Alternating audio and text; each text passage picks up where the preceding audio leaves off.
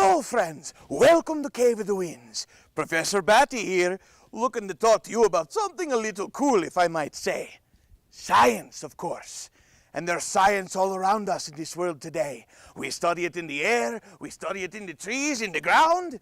And science has been around longer than you think. It's not just from these days as we come to know, but it is, of course, in the past as well.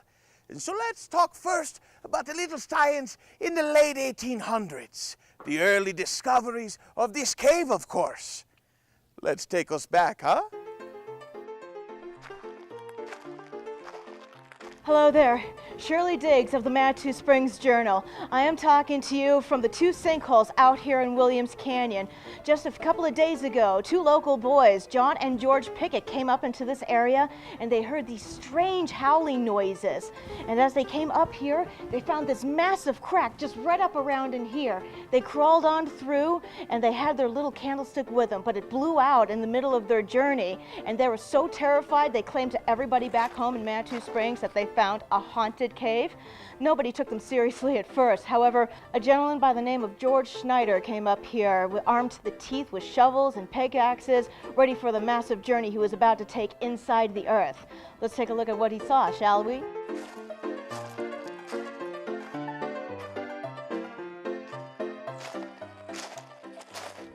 So here we are at the mouth of the cave. This is what John and George Pickett found, and they only went up 20 feet through this small tunnel before they hightailed it back home. But it was George Snyder who came all the way in, dug his way through, and he discovered a fantastic cave system up here. Let's go see what he found, shall we?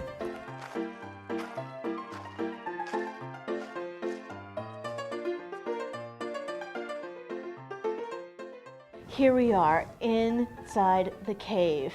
It has been given the name Cave of the Winds. It has that name because of the two massive sinkholes just outside here. And whenever the wind blows over those two sinkholes, it makes those howling noises. And of course, the wind comes inside these tunnels here. Now, it has been said by scientists that our cave here roughly begins around 500 million years ago. Colorado back in those days used to be in shallow ocean waters. So back then, the plant life and sea life died, floated to the bottom of the ocean floor. Millions of years of consistent layering of all these elements, and then it gets compressed together, turns it into this limestone rock. This is a type of sedimentary rock. And inside this rock is compressed seashells. This is what helps to give cave its little particular life, according to scientists. Now, when our Rocky Mountains were forming here in Colorado, you know how they're made. It's when the tectonic plates shift the land against each other, but eventually it compresses the rock together and it will crack. These cracks allow the water to finally seep into the rock itself, slowly eroding the rock from the inside. When the water comes in here, it's soaking up all the carbonation inside the rock, which turns into carbonic acid, and it eats the mineral from the shells inside here.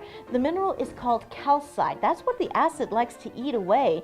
And so at the bottom of the crack, a slow hole begins to erode and expand in size, making these massive holes here, this beautiful cave that we are now going to explore in. Let's go a little further inside the cave, shall we?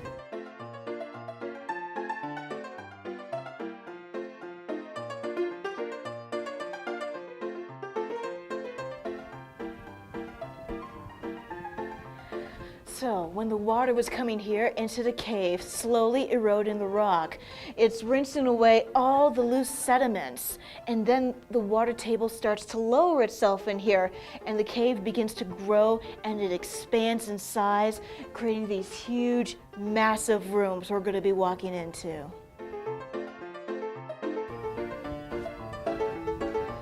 So just above me here is what is called a solution dome. Now, far back up here is a huge flowstone formation where water came down through what is basically called a chimney, and it filled up in here until the water began to erode away the floor, making a tiny hole, and the water would start to pour on through. A vortex of water began to grow and it expanded in size, helping to create these huge domes which are scattered all throughout the cave system, giving it a nice, unique look. Now, when you come to Cave of the Winds, you will see many different, beautiful, and unique formations in here. The fancy term for it is speleothems. It's the scientific name for them. Now, the classic two are your stalactites and stalagmites. Stalactites are made when the water is dripping from the ceiling, and then when the water drops off on the ground, it creates your stalagmites. But this massive one behind me here, this is called flow stone. This is made when water is flowing over surfaces. Now, as the water is running over the limestone rock, it's leaving behind traces of minerals that it's brought down from the earth.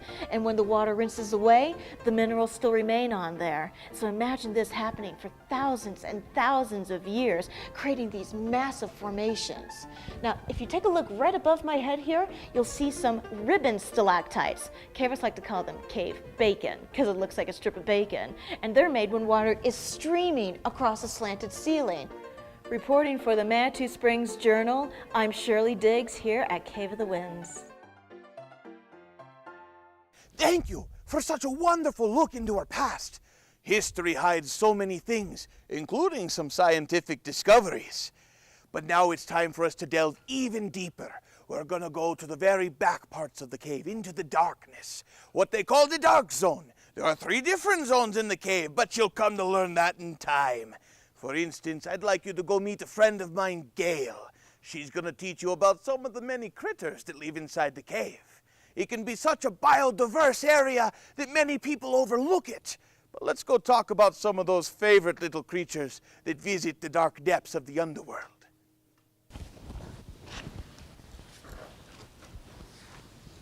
Oh, hi. Didn't expect to see you here. I'm Gail. Here at Cave of the Winds, I'm one of the Troglozines. You may wonder, what's a Troglozine? Well, when you're looking for animals in a cave, you have 3 different categories. Troglozines are ones like myself.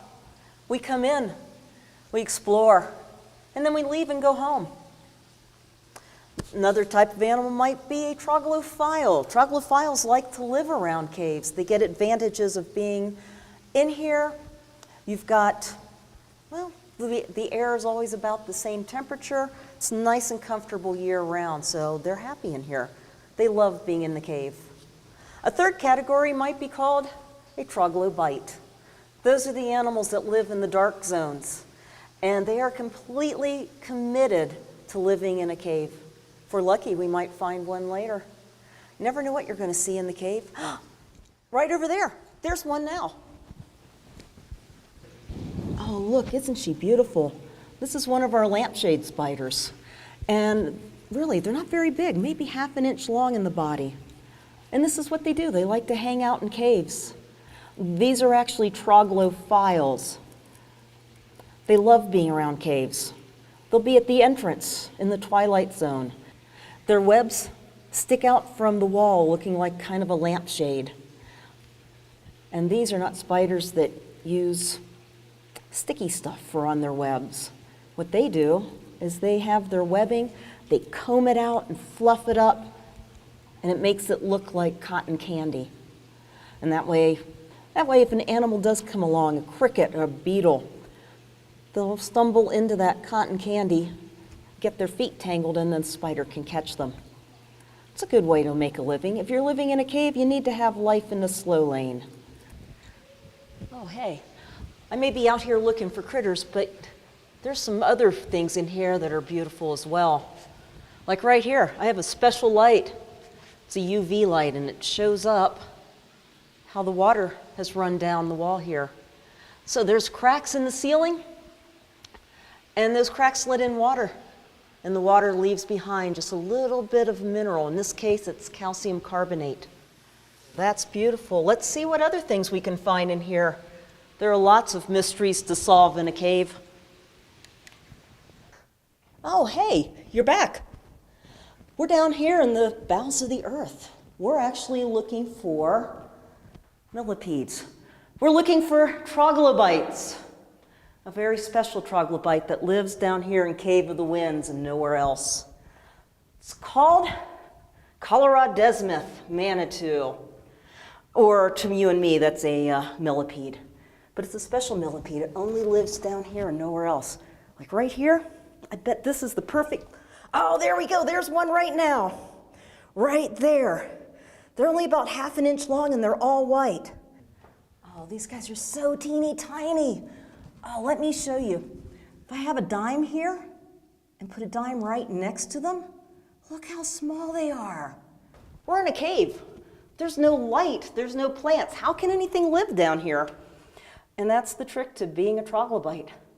You have to have the adaptations to be able to function down here. For one thing, it's life in the slow lane. These are animals that, well, any adaptation that allows them to put any energy that they manage to bring in only goes to life support. So they don't have pigment, because who needs pigment? You're down here in the cave. A lot of these animals have longer antennae, longer legs, able to find food that's not very, well, it's just not very frequently found down here. There is food. Things come in with water. Things come in with us. I've been down here exploring, and actually I'm losing skin cells. That's a buffet for these guys. A little bit of fungus on it, and they're happy little animals. Well, let me get this out of the way. We'll leave this little fella alone to live out in peace. I'm going to continue out exploring this cave. Remember, as you go looking around, a cave habitat can be just as biodiverse as a rainforest. Wow, magnificent. What luck we had in finding those little beasties down there, huh? So tiny, so easy to miss, and without the proper equipment, it's very simple to miss. But now I want to take you to a very close personal friend of mine, somebody I know very well who has something to share with you. They want to talk to you about the importance of why we want to conserve these great and wonderful lands we live in. Just a little talk under the small ocean of depth that there is in conservation. Oh, thank you, Professor Batty. Oh, hello, my friends. And when you love to explore, especially caves, it's important to keep some things in mind, you know? For instance, safety. Even back in the early 1900s, late 1800s, George Snyder still had to think of some other things. He had to be safe, because when you go exploring caves, it can be oh so rewarding, but it's just as dangerous as being out in the desert or stuck in the wildlands. So you must always be careful. Oh, I think I see something. Let's take a look, huh? Well, oh, do you feel that? I feel some wind. Let me take a test here. Ah, the air is going inside of this cave, which tells me that it's pulling air into it as the pressure changes between inside and out. Eventually, when that same pressure changes in the reverse, that air will come rushing outward. This tells me it's a pretty large cave, and from the looks of that drop, quite a ways down. I don't have the proper safety gear for this particular cave, but perhaps maybe another day we'll have to explore, huh? For now, let us go find a different cave. Oh, ho, ho, look it here! It seems our searching has paid off. We found ourselves a small cave. Luckily, I came prepared. You see, you never want to disturb the ecosystem or disrupt the cave itself. It's important to cover your hands and your skin. We want to keep our oils out of the limestone. It's a very delicate process, but many of these formations rely on the deposition of minerals into those tiny pores. If our oils get there, it becomes clogged, and it cannot grow any crystals or formations. And it could take tens of thousands of years for it to get better. So best to wear the proper equipment. Of course, I will exercise safety as we get closer to our venue.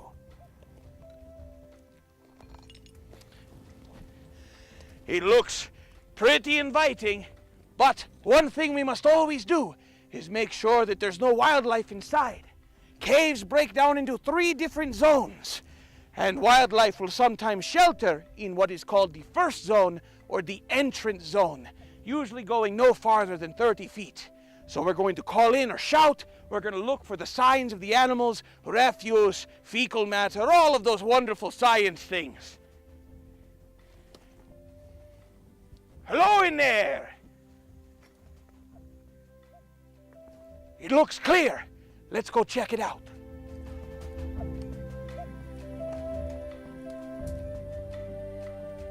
Wow, it really goes for quite some distance. And I can feel that cold air come rushing out. I bet this goes far back into the mountain. Perhaps maybe even connects to that first one we saw on our way. You see, cave systems really are marvelous, and they go quite a distance. But it's always important to remember to protect these lands we care about so much. There's so much science in this place. You see, these zones of the cave are very important to its ecosystem. Right now, we're in the entrance zone. Plenty of light, other animals may take shelter, some hawks even nest in this. But if we go just a little bit further in, we'll find ourselves in the Twilight Zone. Oh, and not the movie one your parents are used to. I mean, the dim part of the cave where there's not quite enough light for us humans, but enough for some of the other critters that come back there. And just past that Twilight Zone is the darkness of the cave. A truly magnificent place to be if you've got the right equipment. But all of this is important to preserve. See, many people don't know this, but caves, they're a part of our natural filter system. For instance, look here, look at these layerings. You could see the different strata of these lovely limestone, and there's just millions of years of science right here. But as the water makes its way through the cracks in the earth, and it finds itself deeper and deeper into the cave, it will be filtered out through the dirt, through this rock, and eventually it will make its way back to our lovely water table. This we will eventually drink. So it's important that we never pollute our cave systems. We must conserve them for both the beauties of science and the natural wonders of our world. And my friends, it is up to you and to me to help take care of our lovely planet. Goodness gracious, such amazing information from a handsome fellow, no less. I see a Nobel Science Prize in the future for that one. But now, let's take a turn. I want to take our look outside to some of the trees that are all around you and I. Hello everyone, my name is John Sanchez. I work for Cave of the Winds, and I'm a certified master herbalist. I teach plants and trees around Colorado. Today we're going to be exploring trees. Now, most of us know something about trees. We know that it takes carbon from the atmosphere and it converts it into oxygen so we can live. But did you know it takes one tree to produce enough oxygen for 4 people? But on the other side of that, it takes 4 trees to remove the carbon imprint from our breath, 4 trees for 1 person. So they're very important to our ecosystem. You've learned about caves early on, you've learned about underground. Now let's explore trees above the surface. You probably already know that trees are really important to our society. They help us in construction, they help us with cooking, they help us with heating. Did you know that 50% of the world still uses wood to cook and heat their home? So let's get into the benefit of trees. Now, it's all around us. We see it in construction of homes, we see it in the tools that we use, we see it in furniture that we build. It's all around us and it's very necessary for our society to move forward. But the use of all those trees, it leaves a problem. It leaves a problem with our ecosystem. Now that problem is because we have to consume it at a faster rate than we can actually grow it. Now the history of trees goes back about 400 million years, and it starts with a simple tree that's more like a fern, and it reproduces somewhat like a mushroom with spores. Now it takes a while. Those trees eventually go away and make coal beds for our modern coal mines that we use to run energy plants, stuff like that. So those go away, and now the more modern trees start coming. Now they're spreading with seeds. They are angiosperms. Those angiosperms, they make up several thousand species around the world. So now the opposite of that is geniosperms. Those geniosperms make up about 300 species around the world. But we're going to go ahead and stick to the trees, and I'm going to bring them to life for you. Did you know that a tree can see? Now, that sounds spooky. It sounds like you're going through a haunted forest or something like that, and all the trees are watching you like some sort of movie. But here's how it rolls.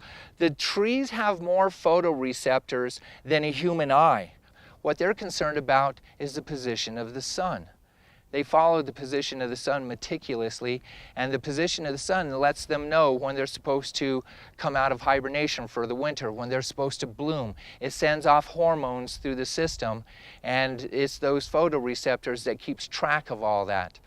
Okay, so I know what you're thinking. Can trees really see us, like 20/20 vision in detail? Well, it's not exactly like that. They have specialized eyes for their own survival. Their photoreceptors are specialized for seeing infrared light and ultraviolet light. Now, those two light sources are what's telling them the year, the position of the sun is telling them what season it's at. Now, when it gets to a certain position, the photoreceptors will signal into the tree that it's time to send in hormones and time to fruit.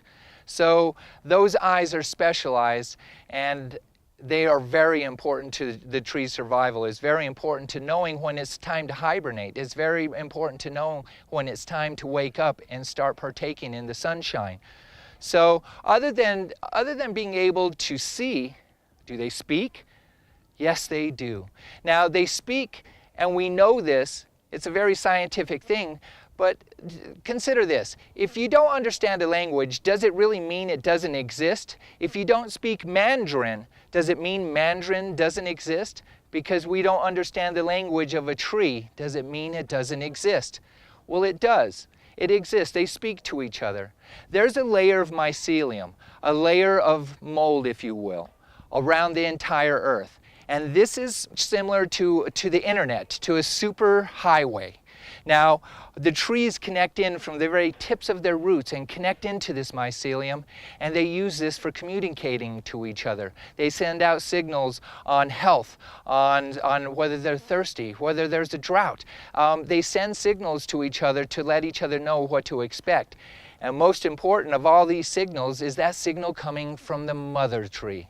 The mother tree is in the forest, and there's many of them, and a single mother tree is responsible for keeping the safety of about 100 trees. They could be their children, they could be their nieces and nephews, but they're responsible for a whole lot of children, and they send these messages out to their children, letting them know based on their own experience what they can expect, letting them know that winter is coming and it's time to hibernate. But imagine this. When there's a forest fire that happens, or there's a logging situation, and they take down the mother tree, and what you do is you interrupt the communication between a mother and her children, and now the children are much like orphans. They have to figure it out on their own. And that's a very dangerous situation. And it's always hard to tell where the mother tree is. But we're going to talk a little bit more about trees. Let's get into our next question. Does a tree feel? Let's get into that. When you cut into a tree, cut off a branch, does it feel it? My answer would be yes, and it's a scientific fact, because it'll start sending a signal. Now the signal moves relatively slow. It gets through the system, goes down into the roots, resends back again, and then it starts seeping out sap. That sap is its natural band-aid, it's antibiotic. Did you know that a tree, when it's cut down, takes approximately 2 weeks to actually die? It's missing its main system, it's missing its roots, but it's still photosynthesizing, it's still doing its things, but eventually it starves to death, and eventually it dies of dehydration. So, does it feel? Now, the root system, when you cut off a tree, the root system stays alive for several months, but now it's going to starve to death because it doesn't get photosynthesis. Does it feel? Now, there's trees, acacia trees in Africa. You've seen those National Geographic shows where the giraffes they're eating on the leaves of the acacia trees. They're eating on those leaves, and if you watch those films, you'll see that they'll just casually walk away. And they'll walk several hundred yards away from that tree. It's because the tree sent a signal. It sent a signal, and it's being damaged, and it needs protection. Then chemicals come out, ethylene. That ethylene will produce a bitter flavor to those leaves, but that ethylene is also floating through the air. It's floating through the air, and it's sending the signal to other trees around it. So that's why the giraffe has to walk so far, because all the other trees around it got the message, and it's no buffet today. Now let's talk about trees and sleeping. Do they sleep like us? Yeah, they do. Now they do have a different pattern in the wintertime. In the wintertime they go into what we would consider maybe hibernation. They're in full dormancy. They're doing nothing, no photosynthesis is happening. The pine trees, they'll actually wax over on the needles, protecting themselves and holding in the moisture. So they go to sleep. They prepare themselves much like you would prepare a cabin in the mountains for a winter time. You winterize it. Now the springtime comes along, those photoreceptors are seeing the sun in a different position, so they start waking up. But they still need some sleep. They need sleep during their awake time. So at night, they go to sleep. Now, those trees in the city, they don't have the advantages that those forest trees have. In the city, those trees, when the nighttime comes, those lamps come on, those city lights. The cars are still going by those trees. It's loud, it's bright. Those trees in the city are much less healthy than their cousins in the forest because they lack sleep. Much like us, if we don't get a good night's sleep, we're really not as productive as we would like to be. So allowing the trees to do their thing naturally in the forest and keeping away light pollution is really important to keeping those trees healthy. Now, trees, as we've gone over, provide a lot of benefits. They provide all that furniture, all that construction, but they also provide medicine. There's several trees. The willow tree has provided us with aspirin. Trees provide us with so much in our lives, and they're very important. They're very similar to us in a lot of different ways. And I want you to consider that next time you're going through a forest and ask yourself that question again. Do you have enough trees in your yard to remove the carbon footprint? 4 trees, 1 person. Thank you. Amazing work, all of you. Thank you for teaching us these wonderful words of wisdom. Science underground, science in the trees, animals where we would never think of it. I couldn't do better myself. But if you want to know more about science or nature, or say you want to experience some of these wonderful habitats, why don't you come on up and visit me here at Cave of the Winds. You can look us up online, caveofthewinds.com, or you can call if you have no interest in the interweb. I hope to see you soon, my friends, because there's always more to learn. Greetings and salutations, friends. Welcome to Cave of the Winds Mountain Park, home of our school program, where we will give you an inside look on a few of the ways we study the natural sciences. Weather, bats, geology, caves, many things to do, many to learn, with a healthy dose of fun. Here we talk about the forces of nature, fire and lightning, 2 great and powerful things that we can see with our own eyes. We teach the importance of not only how they function, but how to respect them and be safe around them. Here they will pan for crystals and gems and wonderful accoutrements to go to their day, a little take-home science for them to enjoy and show their friends.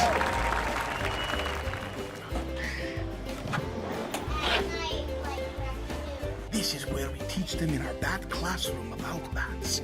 It is very important to remember that even though we are sometimes afraid of these lovely creatures, they do wonderful things for us as a species. So it is important to arm yourself with knowledge. Here, the children practice using sonar in order to travel across a vast distance, just like how bats do when they are navigating through cave darkness. They must work together, listening to their commands, squeaks or clicks, in order to make it to their team captain's side. This is our underground geological laboratory. Here we're going to educate them about the geological processes and, of course, about caves. If you have too much carbonic acid and you never brush your teeth, like from drinking too much soda, what do you get in your teeth? A cavity. Well, my friends, that is but a snippet of the many things we do up here together. So find us at caveofthewinds.com. Call the number below to find more information to learn and grow together. See you soon.